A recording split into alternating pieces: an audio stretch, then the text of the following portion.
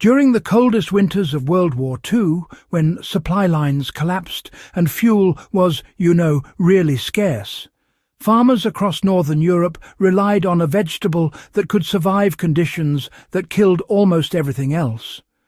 While wheat failed, potatoes froze, and cabbage split under ice, one leek variety remained alive in frozen soil at temperatures plunging to -30 degrees Fahrenheit.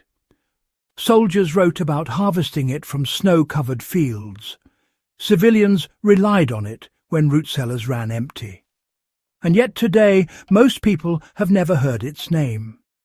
Modern agriculture quietly abandoned it, not because it failed, but because it succeeded in ways industrial farming no longer wanted. Understanding why this leek thrived and why it disappeared tells us more about modern food vulnerability than most survival manuals ever will. The wartime leek was bred for cold, hunger, and neglect. The leek in question was a class of heritage winter leeks, most notably strains related to the Musselburgh and Bleu de Soleil types, selected long before chemical fertilizers or heated greenhouses existed. These leeks were not bred for speed or uniformity. They were bred for endurance. Thick shafts, deep blue-green leaves coated in natural wax, and a root system that anchored deep into unfrozen soil allowed them to survive when temperatures remained below freezing for weeks.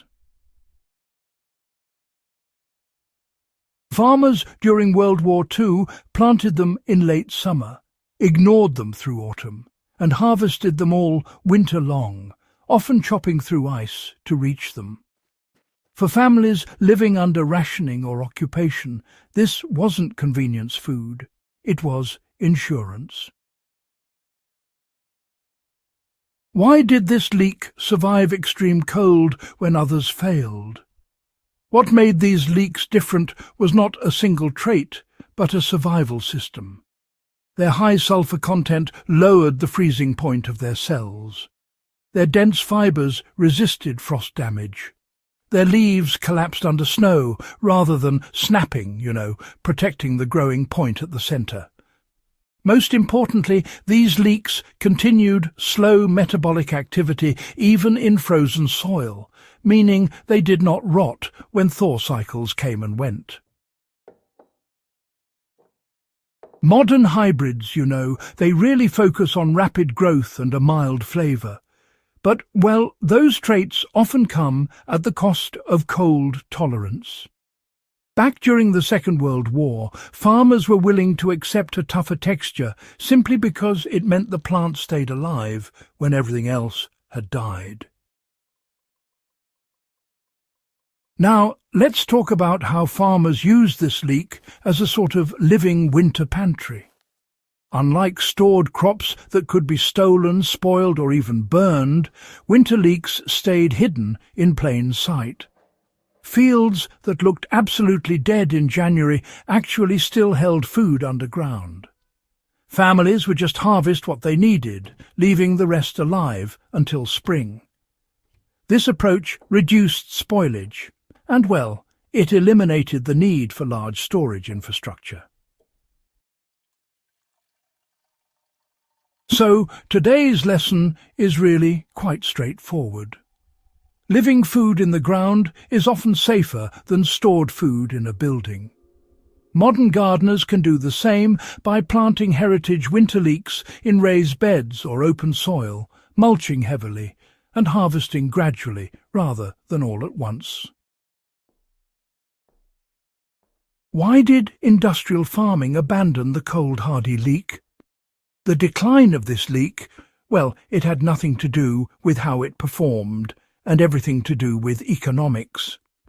You see, these leeks grow slowly and, honestly, quite unevenly. They don't mature at the same size, and they really resist machine harvesting. Their strong flavour, too, just doesn't fit what the mass market expects. When post-war agriculture shifted toward mechanization, uniformity, and, shelf appeal, These leeks simply became inconvenient. Seed companies stopped promoting them. Farmers, after a while, stopped planting them. Knowledge that once passed from necessity just faded into obscurity. What survived the war? Well, it could not survive the spreadsheet. Here's what modern growers lose by ignoring this forgotten crop. By removing crops that tolerate neglect, cold and poor soil, modern food systems became, dependent on energy, chemicals and climate control. The World War II leek required none of that.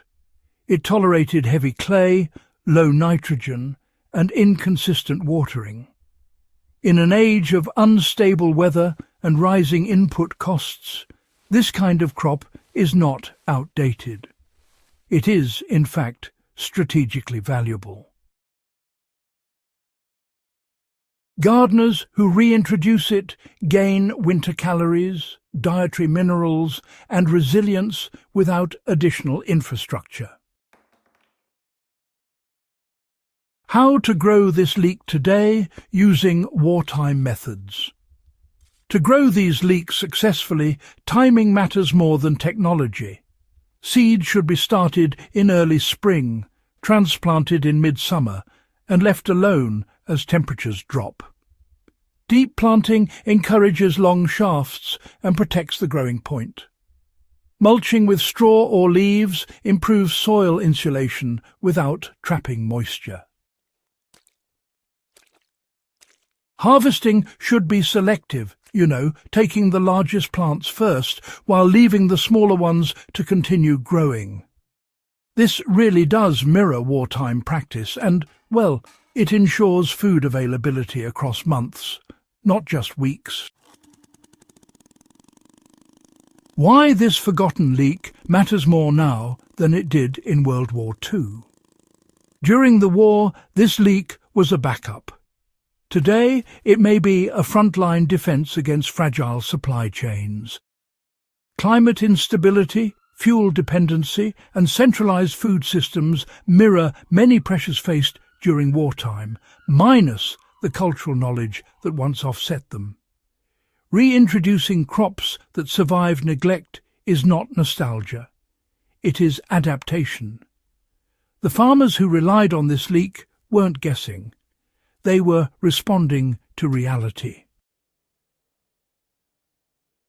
So, what history quietly solved and modern systems forgot?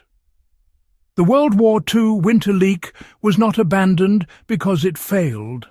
It was abandoned because it didn't fit a system optimized for profit instead of survival.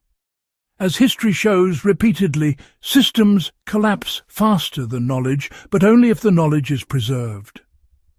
Growing this leek today reconnects us with a food strategy built for endurance, not convenience. If you value lessons that history already paid for in hardship, this is one worth reclaiming. If you found this deep dive valuable, subscribe to the channel for more forgotten survival knowledge pulled straight from history, and share this video with anyone who believes resilience still matters.